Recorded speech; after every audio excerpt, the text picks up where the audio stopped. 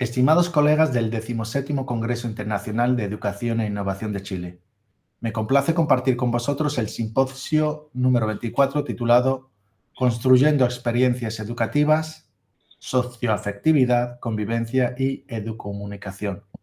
Está coordinado por Juan Francisco Ruiz Hidalgo y por mí, José Moján, ambos de la Universidad de Granada, España. El presente simposio tiene por objetivo presentar y debatir resultados de investigaciones relacionadas con el proceso de enseñanza, desde el punto de vista socioafectivo, de la convivencia y de la educomunicación. Por ello, el presente simposio engloba trabajos que subrayan la relevancia de esta área.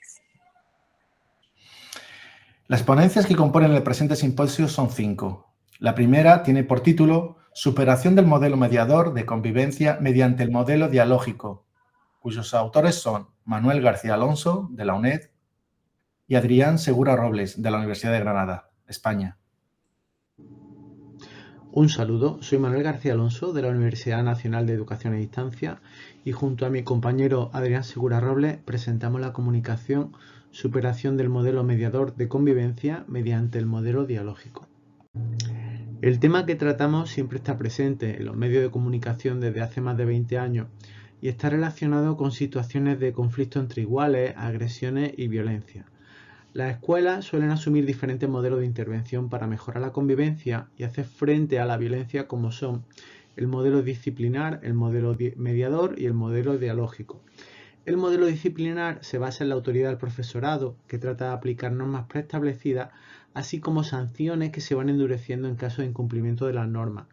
El modelo mediador ya recurre a la figura de una persona mediadora, que suele ser el alumnado, y que interviene asumiendo una posición arbitral para ofrecer una respuesta al conflicto dentro de unas normas que están también preestablecidas, pero incorporando el diálogo entre las partes. Por último, el modelo dialógico implica la participación de toda la comunidad tanto en la prevención como en la resolución de conflictos y lo hace compartiendo la responsabilidad sobre la definición y el cumplimiento de las normas de convivencia del centro. Nuestro objetivo fue comprobar el impacto del modelo mediador en la mejora de la convivencia escolar. Para ello realizamos un estudio de caso con un grupo que llevaba ya 3 años académico aplicando el modelo dialógico de convivencia en un centro educativo de Melilla, en España. Para eso utilizamos la técnica de investigación del grupo focal dentro de una asamblea de convivencia en el que participaron 11 estudiantes, 7 niños y 4 niñas con una media edad de 11-12 años. Para el análisis cualitativo seleccionamos las citas textuales de estos estudiantes diferenciando 2 categorías: las barreras contra la mejora de la convivencia escolar y aquellos facilitadores de la convivencia escolar. Al comprobar cómo se estaba trabajando este modelo de mediación escolar para la mejora de la convivencia, vimos algunos resultados. Por ejemplo, las barreras contra la mejora de la convivencia escolar. Vimos que los mediadores se estaban convirtiendo también en víctimas de la violencia escolar. No solo no estaban logrando superarla, sino que también estaban siendo atacados, ¿no? y atacadas. Entonces ahí vemos un par de citas textuales: me persiguió, me agarraba, le daba igual que se lo dijera la seño. O el primo de tal estudiante siempre viene a molestarnos, estoy harta, ¿no? Pero también encontrábamos que había mediadores que estaban perpetrando violencia escolar, ¿no? Que estaban presionando a otros mediadores para proteger a los amigos, ¿no? de otros mediadores, o incluso que se juntaban entre ellos para agredir, ¿no? o molestar a otros alumnados, a otros estudiantes más pequeños. También vimos que había ausencia de diálogo igualitario, es decir, no tenía el mismo valor la palabra del alumnado que la palabra del profesorado, aunque este alumnado fuera mediador. También había una subordinación del mediador al profesorado. Realmente los únicos que estaban mediando contra la violencia escolar eran en su gran mayoría los mediadores. El profesorado no hacía nada. Y además hay un rechazo explícito del modelo mediador de convivencia por parte del alumnado, ya que dicen que les pareció un error haber aceptado ser mediador porque no se está trabajando bien y les pareció una pérdida de tiempo. También encontramos algunos facilitadores para la mejora de la convivencia escolar. Estos mediadores nos decían que querían diálogo igualitario, querían hablar con la coordinadora de bienestar y convivencia para decirle que podían cambiar para que todo mejorara, ¿no? También hablaban de la solidaridad como un elemento necesario que tenían que tener los mediadores, ¿no? Entonces querían hablar también de que se tenían que elegir mejor a los mediadores. y también la igualdad de las diferencias, porque una chica nos decía, yo no necesito llevar un peto para que me respeten, no necesito ser mediadora para que me respeten en el patio, yo ya tengo ese derecho y tampoco tengo que llevar un peto para intentar arreglar un problema en el patio, si veo un conflicto lo puedo arreglar, lo arreglo. En conclusión, podemos ver que el modelo de mediación tal y como se estaba aplicando no logra mejora, reproduce problemas de convivencia, coexiste con el modelo disciplinar ya que se sigue sancionando. La aplicación de la disciplina se deriva al alumnado, pero el problema es que además el mediador no tiene la autoridad que ostenta el profesorado. Sin embargo, el modelo dialógico, trabajado a través de acciones como la prevención y resolución de conflictos o el Club de Valientes Violencia Cero, que sí han demostrado evidencias de que funcionan, hace que el alumnado sea crítico si no se contemplan los principios del modelo dialógico. El alumnado además tiene capacidad de ofrecer alternativas de mejora y la función de mediación se hace innecesaria, ya que reconocen sus derechos a vivir sin violencia, son solidarios con las víctimas de violencia e intervienen independientemente de su papel en la institución escolar. Aquí tienen las referencias bibliográficas que hemos utilizado y para cualquier consulta tienen nuestros correos electrónicos para que se pongan en contacto con nosotros. Muchas gracias. Gracias por esta ponencia, Manuel García Alonso y Adrián Segura. Ha sido muy interesante. Pasamos a la segunda, que lleva por título La alfabetización mediática ante el avance de la IA, diseño de una implementación docente. Sus autores son Javier Bustos Díaz, Francisco Javier Ruiz del Olmo y María Jesús Ruiz Muñoz, todos de la Universidad de Málaga, España. Hola y en primer lugar agradecer a la organización que un año más podamos disfrutar de este Congreso Internacional de la Educación y la Innovación que nos permite compartir los últimos avances y las últimas actualizaciones sobre diversas temáticas que son realmente interesantes en muchos casos. A continuación yo voy a pasar a presentarles la ponencia titulada La alfabetización mediática ante el avance de la inteligencia artificial, un diseño para su implementación docente.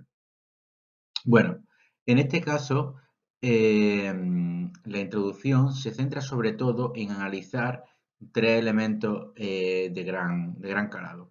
En primer lugar, tanto en España como en un contexto más general de la Unión Europea, existe un gran problema con la proliferación de las fake news. A partir de aquí, en un proyecto que llevamos desarrollando durante varios años, empezamos a abordar y a trabajar el rol que jugaba las redes sociales dentro de este contexto de creación y proliferación de fake news. A partir de aquí, este trabajo se centra en exclusiva en una de las revoluciones que hemos vivido en los últimos tiempos, que es la inteligencia artificial, y en concreto nos centraremos en los chatbots. Los chatbots son aquellos software que nos permiten generar o crear contenido con una difícil distinción entre el contenido creado por la máquina y el creado por un ser humano. A partir de aquí, el marco teórico habla y aborda la problemática que supone esta irrupción tecnológica, pero también planteamos algo que es completamente lógico, y es que no es la primera vez ni la última en la que la tecnología supone un cambio importante dentro del mundo educativo. Educativo y comunicacional, y en muchos sectores la tecnología marca en muchos casos ciertos momentos históricos. No obstante, en el caso de la inteligencia artificial se ha generado un gran debate en torno a su uso y su adaptación en clase. ¿Puede o para qué puede servir una inteligencia artificial como ChatGPT? Y si puede ayudar puede ayudar a crear un nuevo marco curricular, son algunos de los temas que se han planteado a nivel teórico. Para nosotros, y centrarnos en el tema que nos atiende aquí, nuestro objetivo general ha sido la creación de estrategias para fomentar el desarrollo de la alfabetización mediática empleando la inteligencia artificial. ¿Qué método hemos seguido? Bueno, generar contenido supone un gran avance y además es una buena herramienta, pero sin embargo plantea muchas dudas. cómo implementarlo ha sido el reto y cómo desarrollar una estrategia acorde. Y bien hay que indicar que en este proceso existen muchas corrientes de investigación y ya se han creado muchos manuales y muchos proyectos de investigación que van vinculados y ligados a la creación o la adaptación de noticias falsas, de afiliación mediática y su implementación en el contexto de la inteligencia artificial. Bien, en nuestro caso concreto, lo que hemos abordado, lo que hemos intentado explicar a través de este método ha sido cuáles son las principales inteligencias artificiales y cómo nos pueden ayudar, como decíamos, el objetivo general, a implementar o desarrollar una estrategia en clase, en el aula. Bien, para ello lo primero que hemos hecho es recopilar información sobre las principales inteligencias artificiales de creación de contenido o chatbots, como se les conoce de forma más técnica. ¿Qué ocurre? Ocurre en este punto algo muy interesante y es que desde su creación y su desarrollo y normalización, que es a partir del año 2022, apenas 2 años desde que se empezaron a popularizar esta clase de herramientas, ha habido un gran avance y se han desarrollado muchas. ¿Qué ocurre? No todas están categorizadas dentro de los chatbots y además no todas tienen una interfaz similar. Por lo tanto, nosotros lo que hemos escogido son las 5 inteligencias artificiales de esta tipología que más número de visitas, número de usuarios reciben cada día. A partir de aquí se desarrolló se analizaron cada una de las 5 seleccionadas y 2 de ellas se descartaron, dado que Character AI y Janitor inteligencia artificial no tienen una interfaz igual que la de ChatGPT, que como es sabido por todos, es la inteligencia artificial de esta tipología que más se emplea y más se usa a nivel mundial. Tiene una cantidad de visitas muy destacadas por encima del resto. Bien, esto nos ha llevado a lo siguiente. ChatGPT, Gemini y You han sido las seleccionadas. ¿Qué cosas hemos encontrado? ¿Qué elementos podemos destacar? La fecha límite de actualización. ¿Qué significa esto? Cada una de estas inteligencias artificiales está limitada en cuanto a la cantidad, en cuanto al acceso a cada año que pueden acceder. ChatGPT puede coger información hasta el año 2022, en el caso de Gemini hasta 2024 y You a 2021. También hemos comprobado si tienen protocolo y posibilidad de crear fake news. En la mayoría de casos no tienen no tienen capacidad para crear fake news y en sus protocolos, en su programación se incluye. Finalmente, incluyen protocolos de alfabetización mediática, es decir, en la inteligencia artificial, que como saben es un programa, un proceso en el que se va aprendiendo, tiene autoaprendizaje a partir de toda la información que va absorbiendo, incluye estos protocolos que son los clásicos establecidos por la Comisión Europea y la UNESCO.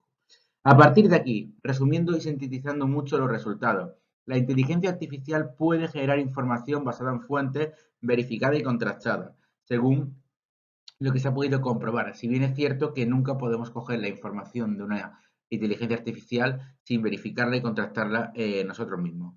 Tienen protocolos contra la fake news, como ya hemos analizado, sobre todo basados en los criterios establecidos por la UNESCO y la Comisión Europea, e implementan los protocolos de la alfabetización mediática. Un elemento clave que podemos resumir en este esquema que se ve aquí es que a través del diagrama nos muestra cuándo es seguro o no utilizar ChatGPT. Uno de los puntos clave es si cogemos la vía del sí, nos dice, dispone de experiencia para verificar que el resultado es preciso. Este punto es determinante y es clave. No se trata de utilizar ChatGPT o despreciarlo en modo alguno, sino saber que para poder utilizar esta herramienta debemos de implementar, de desarrollar suficientes competencias y experiencia en la materia para que no se cometan errores. Finalmente, y en base a todo lo anterior, el alumno tiene que aprender a desarrollar toda una serie de competencias que están establecidas y recogidas en el trabajo, sobre todo de alfabetización mediática. Finalmente, la evolución que está teniendo la inteligencia artificial no se trata de limitar su uso en la docencia, sino de formar a los estudiantes en la variación mediática para que sean conscientes y capaces de identificar y reconocer cuando una información no es veraz y, sobre todo, llevar a cabo procesos de contraposición. Muchas gracias por su atención, espero que la presentación les haya gustado y pueden encontrar más información sobre ella en la Google Academy. Gracias, compañeros, por esta interesante aportación. Pasamos a la tercera ponencia, que tiene por título Percepciones afectivas del estudiantado respecto a su entorno académico. Los autores son Nabil Mohamed Chemlali, Hossein Mohand, de la Universidad de Granada, Sara Osuna Acedo y Clara Bañares Martín, de la UNED, España. Buenos días, buenas tardes a todos. Soy Nabil Mohamed Chemlali y junto con mis compañeros Hossein Mohand, Clara Bañares Martín y Sara Osuna Acedo hemos llevado a cabo un estudio sobre las percepciones afectivas del estudiantado respecto a su entorno académico. Comenzaremos contextualizando nuestro estudio.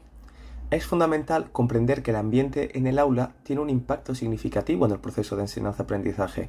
La evidencia científica respalda esta afirmación, mostrando una conexión entre el ambiente en clase y problemas como el absentismo escolar y la conducta disruptiva. Además, diversos factores como el clima emocional del aula y la diversidad cultural influyen en el desempeño académico. Nuestro estudio se enmarca en la necesidad de promover entornos escolares más inclusivos y estimulantes. Nuestro objetivo general fue explorar las percepciones afectivas del estudiantado respecto al aula y el centro escolar. Para lograr esto, nos planteamos varios objetivos específicos, como analizar el impacto del entorno social, el agrupamiento de los estudiantes y el clima en el aula en su experiencia educativa. La pregunta de investigación que nos guió fue: ¿cómo influyen las percepciones del estudiantado sobre su entorno académico en su experiencia educativa? Ahora vamos a adentrarnos en el método utilizado en nuestro estudio. Optamos por un diseño transversal cuantitativo, aplicando un cuestionario validado por expertos para recopilar información. Nuestra muestra consistió en estudiantes de educación secundaria de matemáticas en Melilla durante el curso 2018-2019, con un total de 2.039 participantes, seleccionados mediante un muestreo no probabilístico. Luego realizamos un análisis descriptivo y comparativo de percepciones estudiantiles, así como un análisis de varianza ANOVA y pruebas de Tukey para examinar diferencias entre grupos de distintos niveles educativos en dimensiones emocionales. Ahora pasaremos a los resultados y la discusión de nuestro estudio.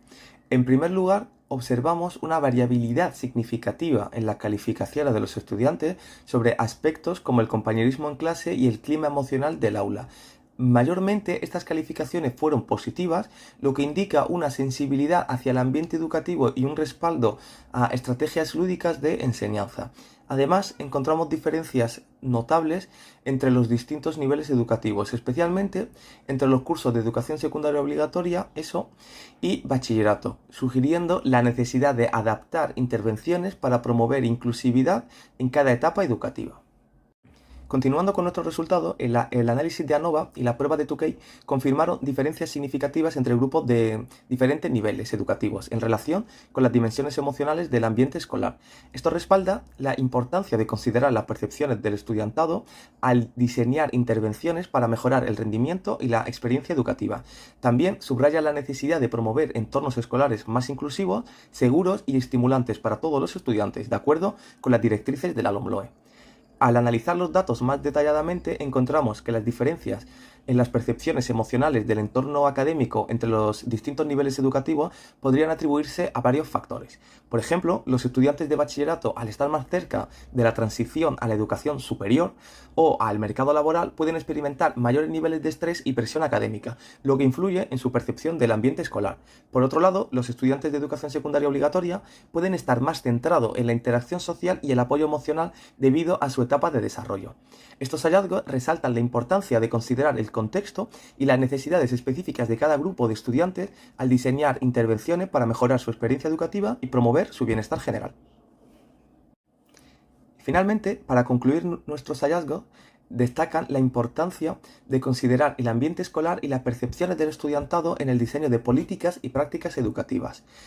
También observamos una variación significativa en las calificaciones de los estudiantes sobre aspectos como el compañerismo y el clima emocional del aula, así como diferencias entre los niveles educativos en la percepción del aula y el centro escolar. Estos resultados apuntan a la necesidad de abordar las particularidades de cada nivel educativo para promover entornos escolares inclusivos y estimulantes. Sin embargo, es importante tener en cuenta las limitaciones de nuestro estudio, como su carácter preliminar y la necesidad de replicar los hallazgos en muestras más amplias y diversificadas. Además, futuras investigaciones podrían explorar otros factores que puedan influir en la percepción del ambiente escolar y en el rendimiento académico del estudiantado. En nombre del equipo de investigación, queremos expresar nuestro sincero agradecimiento por su atención y participación en esta presentación.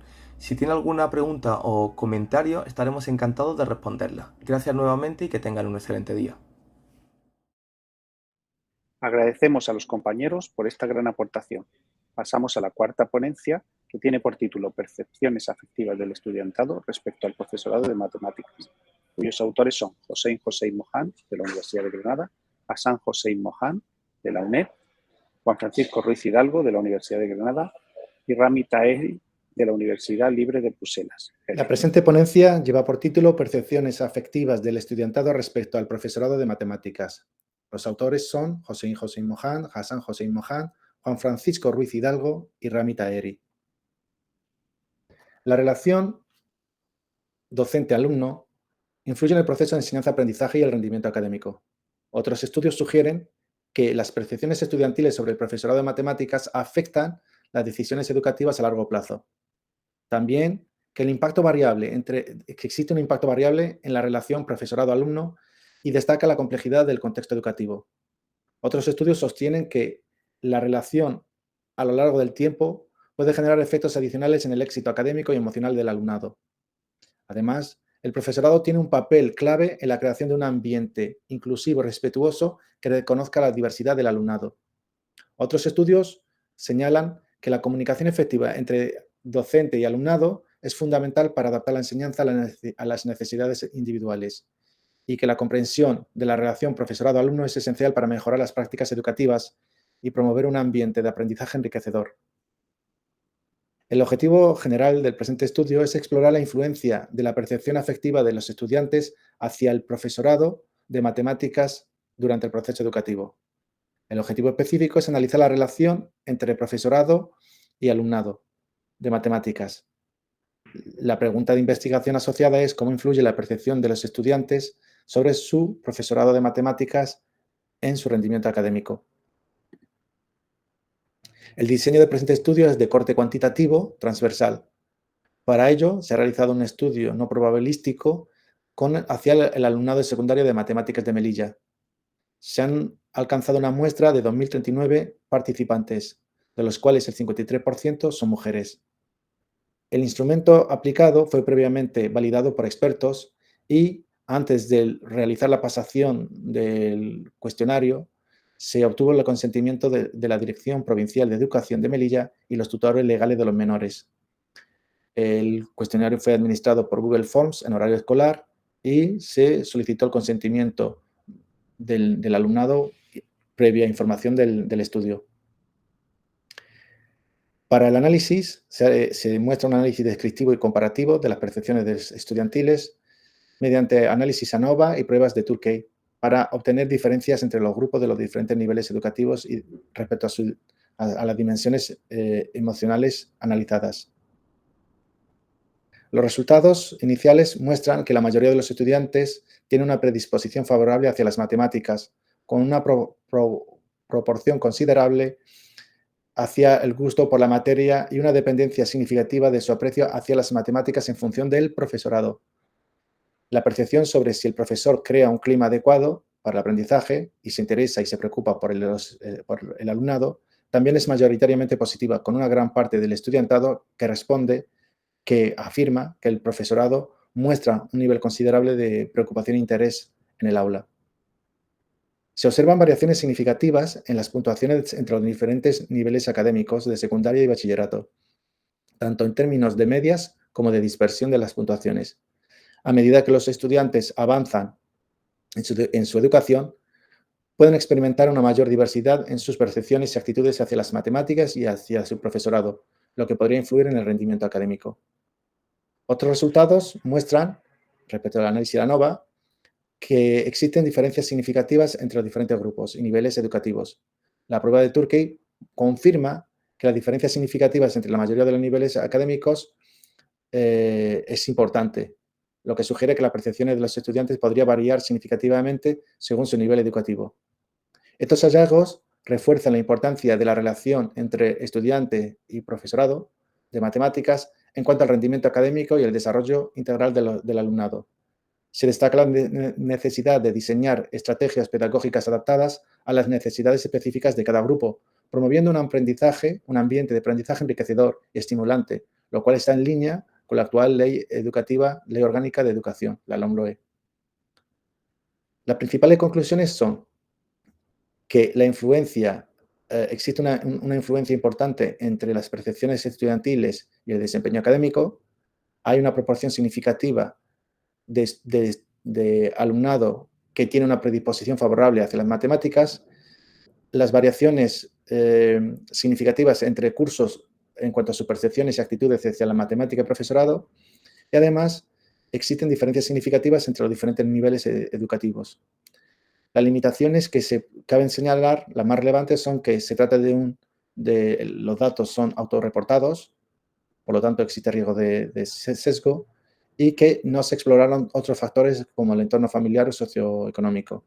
Futuras líneas de investigación podrían profundizar en las diferencias de género y las intervenciones pedagógicas específicas para mejorar la relación entre estudiantado y profesorado de matemáticas. Muchas gracias por atender a esta ponencia. Estamos a su disposición para las dudas que puedan surgir. Muchas gracias. Gracias, compañeros, por esta gran exposición. Pasamos a la quinta y última ponencia, que tiene por título Emociones epistémicas en la resolución de problemas de modelización matemática. Los autores son Ana Martínez Nebrera y Jesús Montejo Gámez, de la Universidad de Granada, España. Ahora daremos comienzo a nuestra exposición de Jesús Montejo y Ana Nebrera, pero en primer lugar queremos dar las gracias al profesor Joseín por la invitación a este 17º Congreso Internacional de la Educación y la Innovación. El título que nos confiere son Emociones epistémicas en la resolución de problemas de modelización matemática. En primera instancia, conozcamos qué significa el término emociones epistémicas, muy relacionado con el término lucha productiva, que confiere al esfuerzo de entender un problema a la hora de resolverlo y, por lo tanto, esa resolución. Esto nos ha servido de motivación para entender el proceso de estas emociones que en concreto queremos estudiar, las emociones epistémicas, muy condicionadas por las percepciones de control y de valor en las situaciones de resoluciones de problemas, en este caso.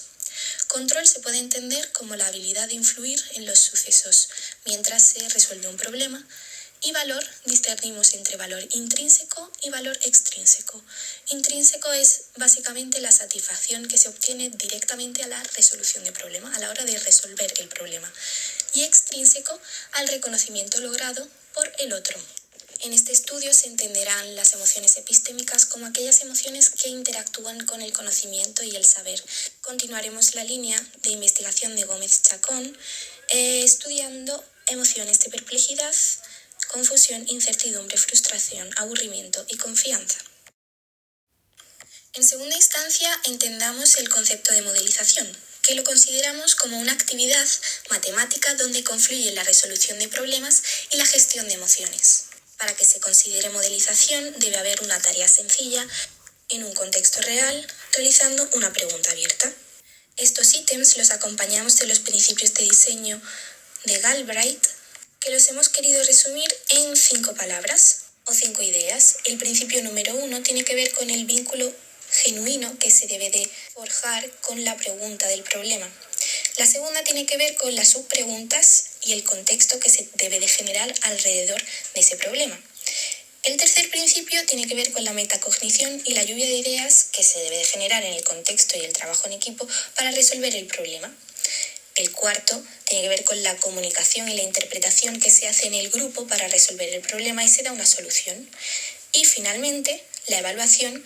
El procedimiento de evaluación les permite comprobar si se adecuan al entorno contextual o no.